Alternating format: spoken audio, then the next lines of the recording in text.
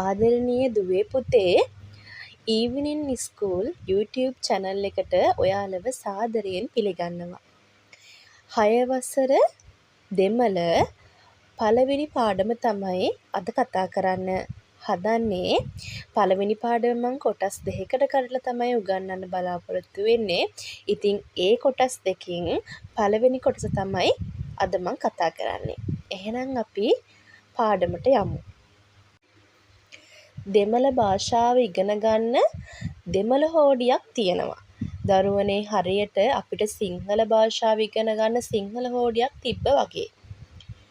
මතක ඇතිනේ පොඩි කාලේ අපි අයන්න, අල්මයන්න, මායන්න කියලා අකුරු එකින් එක ගලපලා අපි වචන කියවුවා. ඒ වගේම තමයි මේ පළවෙනි පාඩමේ තියෙන්නේ අපි අකුරු එකින් එක ගලපලා ඒ වචනේ කියන්න උත්සාහ කරවීමක්. ඉතින් අපි ඒ වචන කියන්න උත්සාහ කරන්න කලින් අපි මේ අකුර මොකක්ද කියලා දැනගෙන ඉන්න ඕන.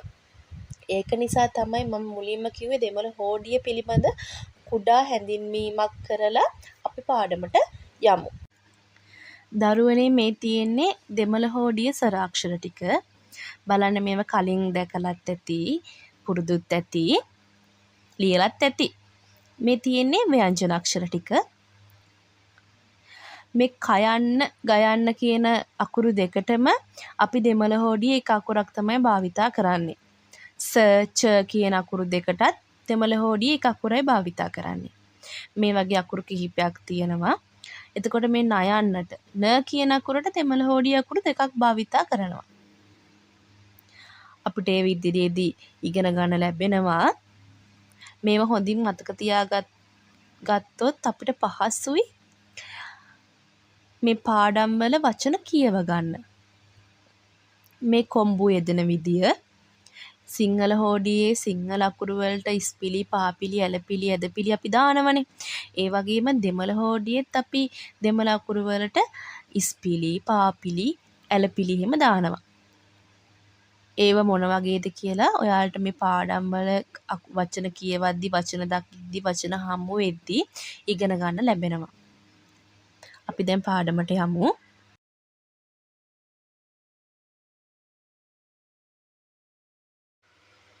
දරුවනේ මේ පළවෙනි පාඩම අංක 1ට අපි කියනවා ඔන්රු කියලා.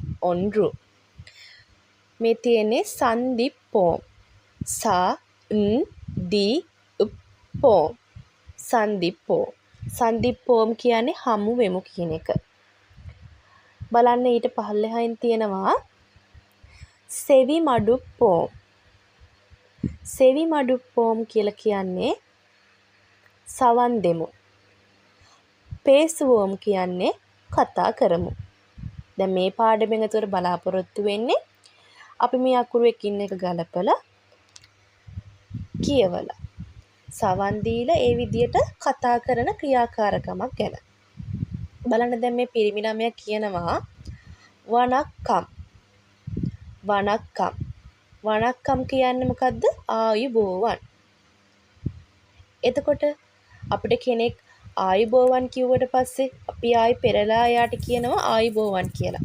එතකොට මේ ගෑනු බලන්න මේ පිරිමි ළමයා කියනවා නාන් සිවා.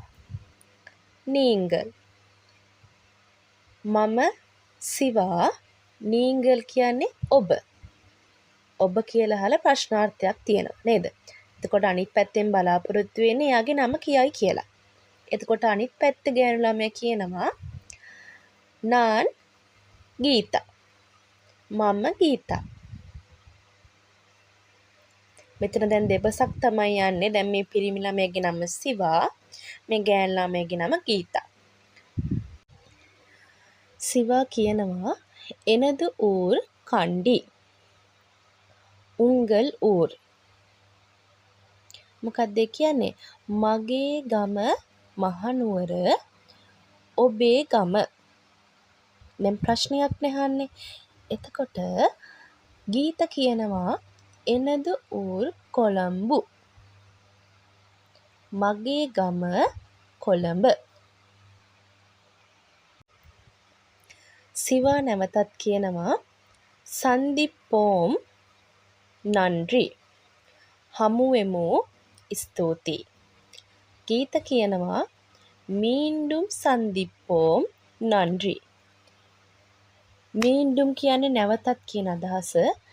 නැවතත් හමුවෙමු ස්තුතියි. දැන් මේ ඊළඟට තියෙන්නේ අපි කතා කරපු දේවල් ඇසුරෙන් පොඩි ක්‍රියාකාරකමක්. සෙයට්පාඩු ඔන්රු ක්‍රියාකාරකම 1. ඊට යටින් තියෙනවා අවධානිප්පෝම් පේසුවෝම්. අවධානය යොමු කරමු. පේසුවෝම් කියන්නේ මොකද්ද? කතා කරමු. දැන් බලන්න ගෑනු ළමයෙකුයි පිරිමි ළමයෙකුයි ඉන්නවා. කලින් වගේම දෙබසක් තමයි තියෙන්නේ. දැන් මේ පිරිමි ළමයා කියනවා වණක්කම් කියලා. එතකොට ගෑනු ළමයා මොකද්ද කියනවා ඇත්තේ? එයත් කියන්නේ වණක්කම් කියලා තමයි. ඊළඟට ආය මේ පිරිමි ළමයා කියනවා නාන් හිස්තැනක් නීංගල්. මොකද්ද කියනවා ඇත්තේ? මම කියලා මගේ නම කියනවා ඇති නේද? අපි කලින් ඉගෙන ගත්තේ එහෙමනේ. දැන් අතර මෙයා අපි කියමු මේ පිරිමි ළමයාගේ නම මලිත් කියලා. එතකොට අපි කියනවා නාන් මලිත් නීංගල්. මම මලිත් ඔබ. ඊට පස්සේ අනිත් පැත්තේ ඉන්න ගෑනු ළමයා කියයි අපි චමරි කියලා ඒ ගෑනු ළමයා නම් කරමු. නාන් චමරි. මෙන්න මේ විදියට ඔයාගේ තොරතුරු දාලා දරුවනේ ඔබේ තොරතුරු දාලා මේක පොඩ්ඩක් පුරුදු වෙන්න. දැන් ඔයාගේ යාළුවා වණක්කම් කිව්වට පස්සේ ඔයා වණක්කම් කියන්න. ඊට පස්සේ එයා කියයි නාන් කියලා ඔයාගේ යාළුවගේ නම කියන්න. ඊට පස්සේ එයා හයි නීංගල් කියලා. ඊට පස්සේ ඔයා කියනවා නාන් කියලා ඔයාගේ නම කියනවා. මේ විදියට පුරුදු වෙද්දී අපිට අපි ගැන දෙමළෙන් වාක්‍ය එකක් දෙකක් විතර කතා කරන්න පුළුවන් වෙයි.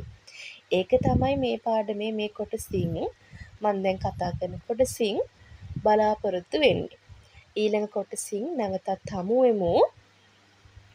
එතකන් සුබ දවසක් කියලා ප්‍රාර්ථනා කරනවා. අපි ඊළඟ දවසක මේ පාඩමේ දෙවෙනි කොටසින් මුණ ගැහෙමු. එහෙනම් ගිහිල්ලා එන්නම්.